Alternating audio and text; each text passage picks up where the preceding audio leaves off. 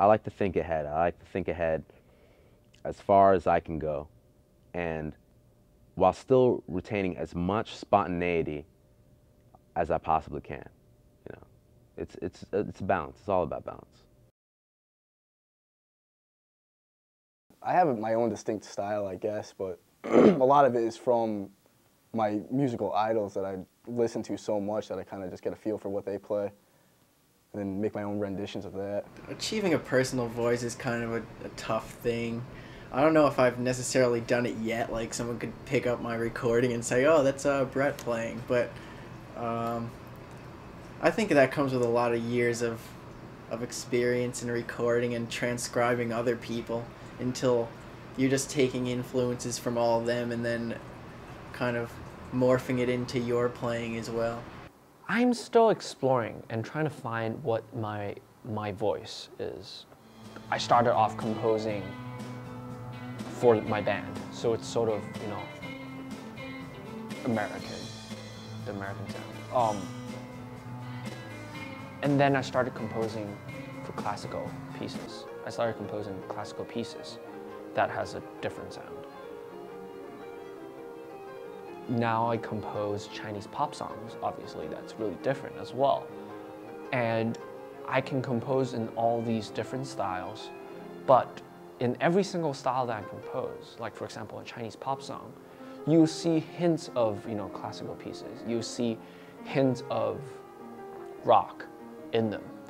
And when I jam with my band, sometimes I add in classical stuff. Sometimes I add in some Chinese pop stuff.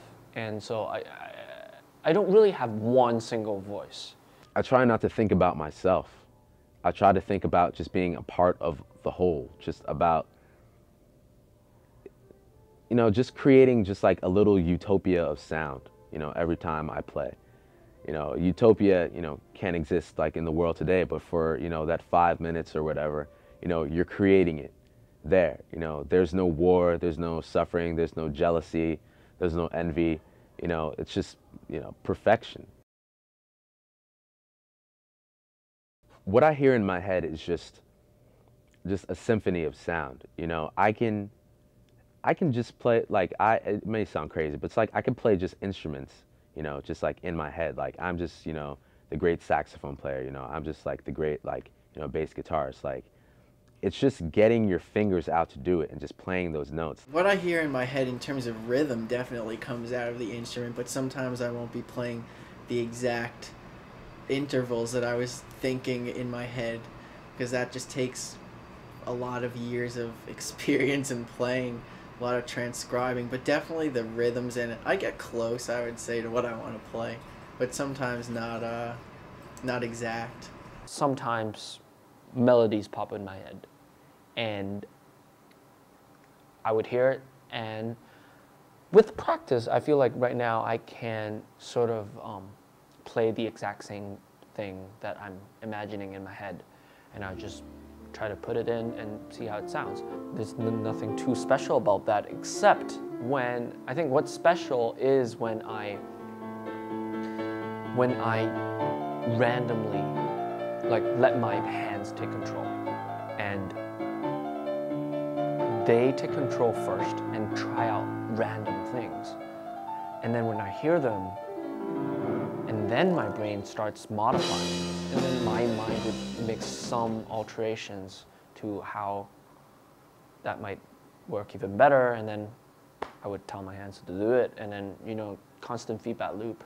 What I hear in my head, like talking about music, like thinking about different sounds or like what to play, usually you could bring out on a guitar, but a lot of times it just doesn't work.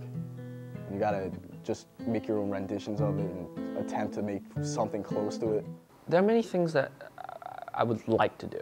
I would like to learn in music. I'd like to learn how to play jazz. I'd like to be a jazz pianist someday, because I feel like jazz is the only accepted form of just pure improvisation. When I hear something, I want to be able to play it immediately and not really have to think like, okay, that's probably 2 whole steps down or something. I just want to be able to just bring it directly from like my ears to my playing. Sometimes, when the guys and I are just like playing, I'll just like whistle because, I can't, just like express what I'm trying to say. Like I can't get it all out like on an acoustic guitar. So no, I have to compromise. I have to realize my limits and I have to compress it down into what I can do. And, there's nothing wrong with that. You can't surpass your limitations all the time. I started playing music because it just set me free. When you're doing it, you feel like, oddly, you feel home. You feel like you are secure and at a place where you don't have to care about any other things. It's just, just a gift from God that people were just allowed to communicate. And I think that is what I just try to feed off of.